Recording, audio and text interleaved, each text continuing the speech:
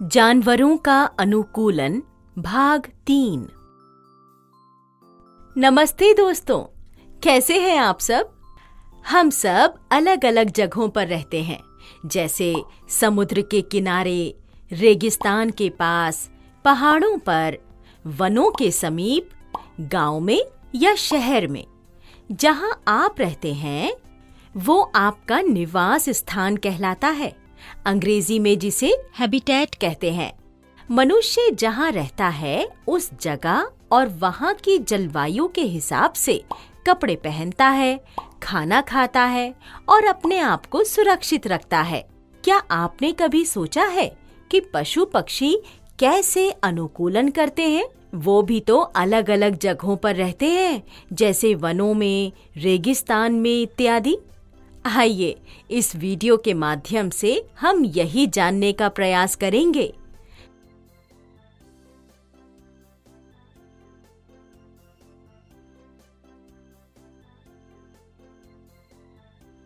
इस कहानी के उद्देश्य हैं क. समझना कि जानवर अनुकूलन क्यों करते हैं। ख. ये समझना कि जानवर अलग तरह के निवास में कैसे अनुकूलन करते हैं। पकड़ो पकड़ो मुझे। चलो अब भागना बंद करो अमर, हम दोनों तो थक गए। आओ यहाँ बैठ जाते हैं। अरे देखो, भागते भागते हम तालाब तक पहुंच गए। देखो मेंढक। कहाँ? मुझे तो नहीं दिख रहा है। हाँ, वो रहा, कैसे हरी हरी पत्तियों में छिपकर बैठा है। प्रकृति ने जानवरों को पर्यावरण के अनुकूल बनाए रखने के लिए अलग अलग शारीरिक लक्षण दिए हैं, जैसे ये मेंढक। हाँ, बहुत ही अनोखी बात है। ये जानवर और पक्षी अपने अपने क्षेत्र की जलवायु के अनुसार अनुकूलन कैसे करते हैं? और कौन से जानवर होते हैं जो अनुकूलन करते हैं? मैंने पढ़ा है कि जानवर ठंडी जगहों पर रहते हैं और जो जानवर गर्म जगहों पर रहते हैं वे अलग अलग तरह के अनुकूलन करते हैं। जैसे ऊंट रेगिस्तान में करता है, पर ठंडी जगहों पर रहने वाले जानवर जैसे पोलर भालू यानी ध्रुवीय भालू और पेंगुइन कैसे अनुकूलन करते हैं? कितनी ठंड होती है ध्रुवीय क्षेत्रों में? मैंने पढ़ा है कि तापमान -40 डिग्री सेल्सियस तक गिर जाता है। वे हमारी तरह स्वेटर और मोजे तो नहीं पहन सकते। हाँ, हमने भूगोल में पढ़ा था कि धरती के ध्रुवों पर बहुत ठंड होती है। चलो घर चलते हैं और किताब से पढ़कर और जानकारी हासिल करते हैं।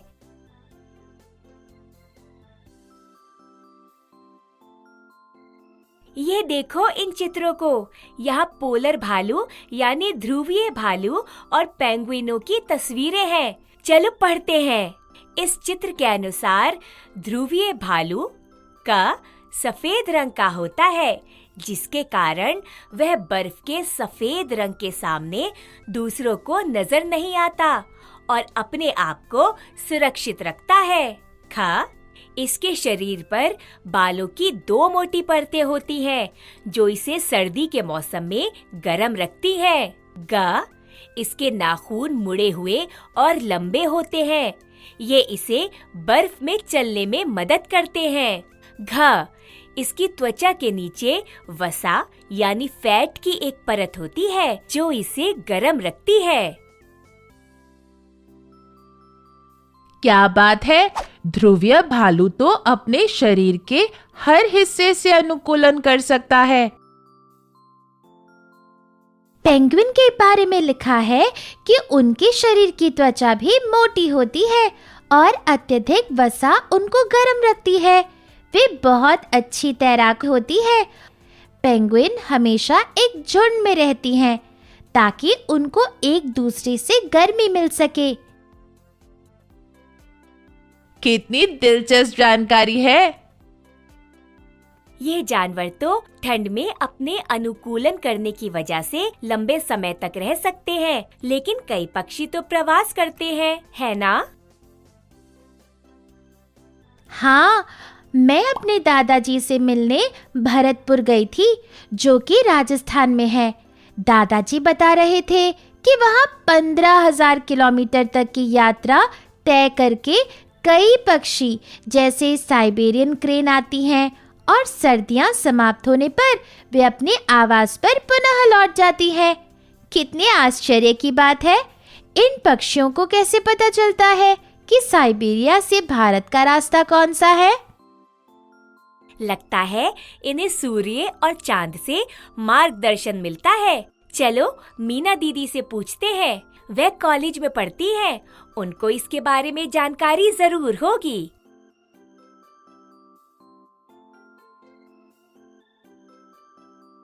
नमस्ते मीना दीदी, कैसी हैं आप? हम सब जानवरों और पक्षियों के अनुकूलन के बारे में चर्चा कर रहे थे कि जब पक्षी प्रवास करते हैं तो वह कैसे वर्ष दर वर्ष एक ही जगह पर आते रहते हैं, उनको रास्ते कैसे याद रहते हैं। अरे वाह बच्चों, बड़ी मजेदार चर्चा कर रहे हो तुम सब। बात दरअसल ये है कि अधिकांश पक्षी रात के समय ही प्रवासी उड़ान भरते हैं, अतः उनके बड़े बड़े झुंडों की ओर हमारा ध्यान जाता ही नहीं है।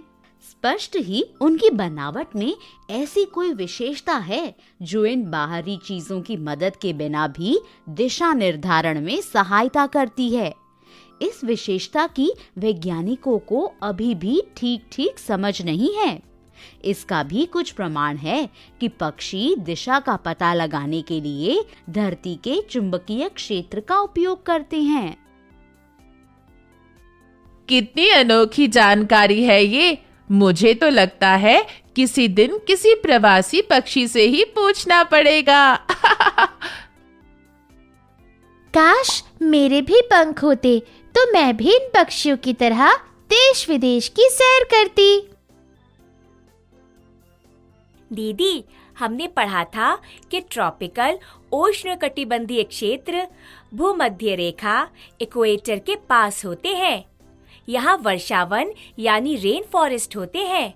वहाँ बहुत वर्षा होती है और मौसम बहुत गर्म और आर्द्र होता है। यहाँ कई सारे जानवर पाए जाते हैं, जैसे बंदर, गुरिल्ला, शेर और रंग बिरंगे पक्षी जैसे तोते आदि। ये सारे अपने आप को वर्षावन के अनुकूल कैसे बनाते हैं? हाँ, सही कहा तुमने। वर्षावन में रहने वाले पशु पक्षियों की सुनने की शक्ति, तीव्र दृष्टि, मोटी त्वचा उन्हें आसपास के क्षेत्र के साथ मिलकर छलावरण यानी कैम्यूफ्लाज करने में सहायता करती है। बंदर अपनी लंबी पूंछ की सहायता से शाखाओं को आसानी से पकड़ सकता है और यहाँ से वे वहाँ कूद सकता है। और हाथी अपनी लंबी सूंड से भोजन उठा सकता है और अपने दांतों से पेड़ों की छालों को आसानी से छील सकता है। अरे वाह, तुम सब तो बहुत जानकार हो। पता है, हाथी के कान उसे हल्की से हल्की ध्वनि सुनने में मदद करते हैं और उसे गर्मी में पंखे जैसे ठंडा भी रखते हैं। एक पक्षी जिसका नाम टूकन है, उसकी चोंच बहुत लंबी और बड़ी होती है। अपनी चोंच की वजह से वह ऐसी शाखाओं पर लगे फल को तोड़ सकता है जो बहुत कमजोर होती हैं। क्या बात है! चलो रमा, अमर, हम घर जाकर एक चित्र बनाते हैं और उसमें पशु और पक्षियों के अनुकूलन की जानकारी लिखते हैं। कल स्कूल में टीचर जी को दिखाएंगे। धन्यवाद मीना दीदी। तो देखा दोस्तों, जानवर कैसे अलग अलग जलवायु में अनुकूलन करते हैं। है ना कितनी विचित्र बात। हमें कोशिश करनी चाहिए कि हम जानवरों के आवास को नुकसान न पहुंचाएं। जल्द मिलेंगे दोस्तों।